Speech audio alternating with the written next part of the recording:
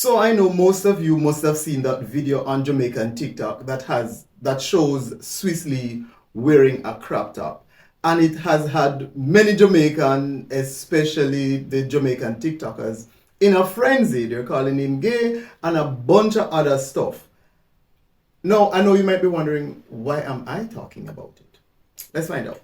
Now, for those who don't know, content creation on social media has become a mainstream job for a lot of people who otherwise can't find work. The problem with that is everyone with a camera phone can become a content creator. All it requires for you to do is turn on the camera on your phone and say something.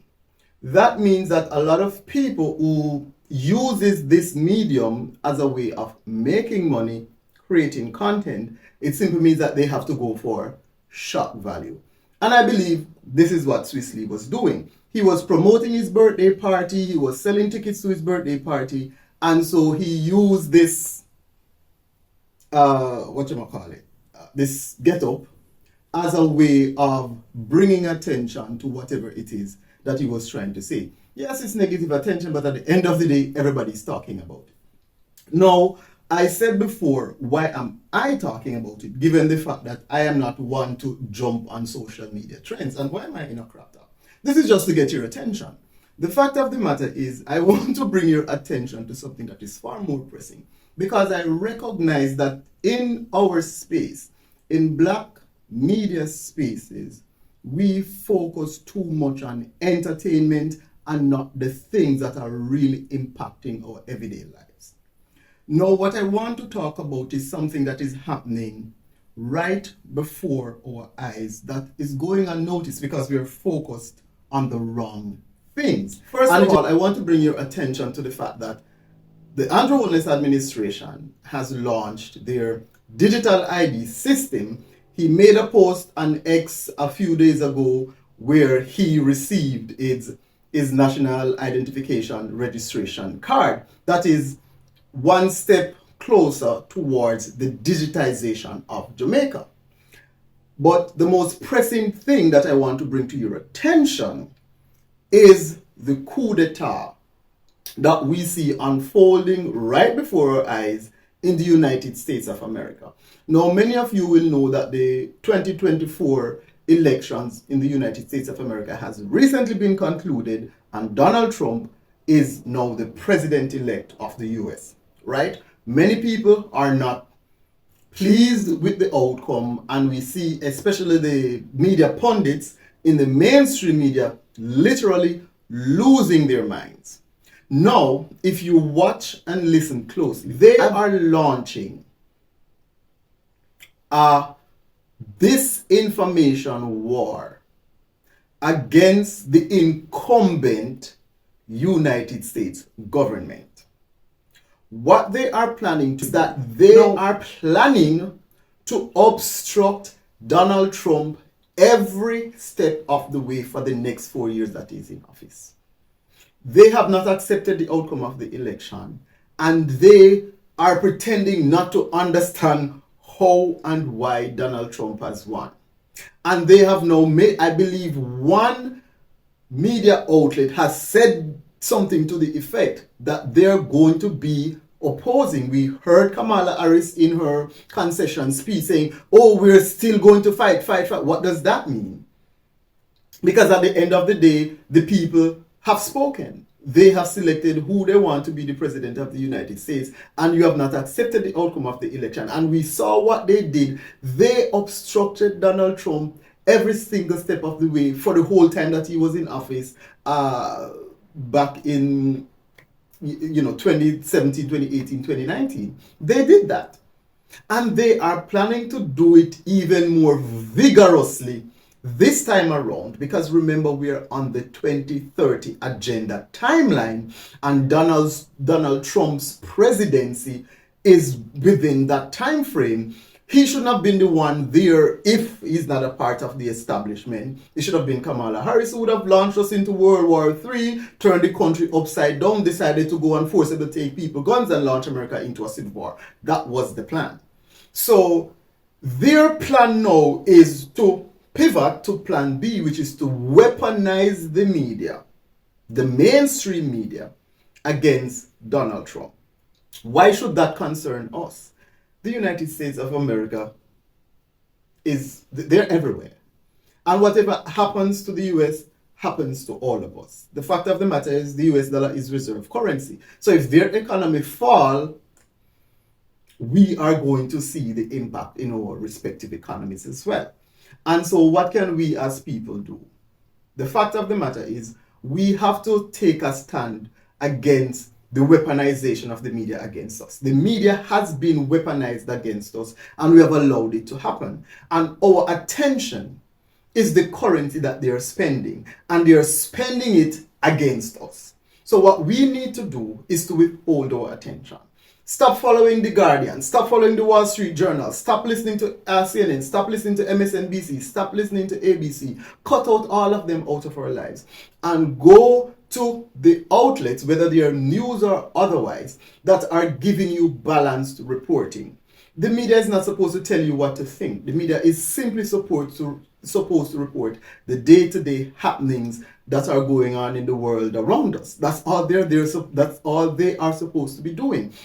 And even if you're going to have, if there's something significant that happens like an election and you're going to have a panel of people discussing, there should be views that are representative on both sides. On the moderator, so whomever the station elects to moderate that forum should not be there to advance an opinion. They're literally there to moderate the discussion so that the panelists are not disrespectful to each other. One person is not getting too much time to speak or cutting off another person while they're speaking. That's what you're there. You're not there to take a side and push forward a manufactured narrative.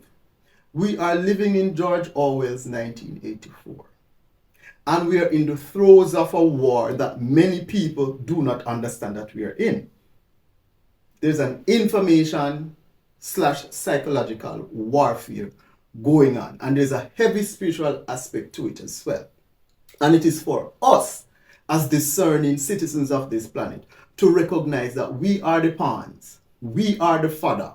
But if we set aside our differences and we come together and we decide this is what we want, this is the path that we want to trod forward, then they will have no choice but to step back and comply with our wishes. But because we have become slaves to their manufactured narratives, that is why we have all this division and discord that is happening in the country right now. And we are so taken up with the many distractions, the crop top wearing Swissley on TikTok, instead of focusing on the issues that are directly impacting our lives. Nobody who is watching can say that their lives have not been severely changed in the past 4 years. So we cannot be disconnected from what is happening with government. We now have to take an active part in the governance of our respective countries. We have to ensure that the people who we elect to represent us are indeed representing our best interest. And where they are not representing our best interest, we hold them to account. We have to understand that our beliefs that we hold, we need to question them. Why do I believe that Donald Trump is trying to take away women's reproductive rights? Is it because I hear Joy Behar and Sonny Hostin and The View spouting that narrative? Or is this something that I have researched and I know, understand the mind of Donald Trump and the policies that he's trying to implement? You understand? We can no longer be bystanders in our own lives. We have to get up and actively participate, right? And I know it's, you can't deal with the heavy stuff all the time, but on the other hand, you can't be entertained all the time. And it's the entertainment aspect of the media that has captured our attention. Everyone is talking about Swissley in a crop top. And no one is talking about the coup that the mainstream media is planning in the United States of America to overthrow, usurp, to obstruct Donald Trump every step of the way of his presidency for the next 4 years. No one is talking about the same totalitarian globalist systems that Andrew Michael Holness is trying to implement in our country. And we are the ones who are complaining. We have seen a slew of protests in the hotel sector. These problems that people are protesting are not new. The poor working condition, the low wage, this has been happening before I started in the industry. And even after I have left, nothing has changed. And we have not seen where the government has taken any measurable step to say, okay, we are going to do a comprehensive review of the compensation structure in the tourism industry and ensure that, all stakeholders are benefiting equitably in this sphere, because tourism is the bread and butter of the Jamaican economy. It is the backbone of the Jamaican economy, along with remittances, right? But we are so concerned, we are caught up in the foolishness of these, contrived entertainment skits and schemes, while our lives are going to shit because the people who we have put in charge of our lives, who we have elected, who we are saying, okay, you know this stuff, you go there and you lead, and these are the things that we'd like to see. And they go in there, they enrich themselves, and they do whatever they want to do. And they and their friends are rich while we are here suffering and complaining to them to fix the problem that they have caused in the first place. And the only reason why that is happening is because we have been distracted.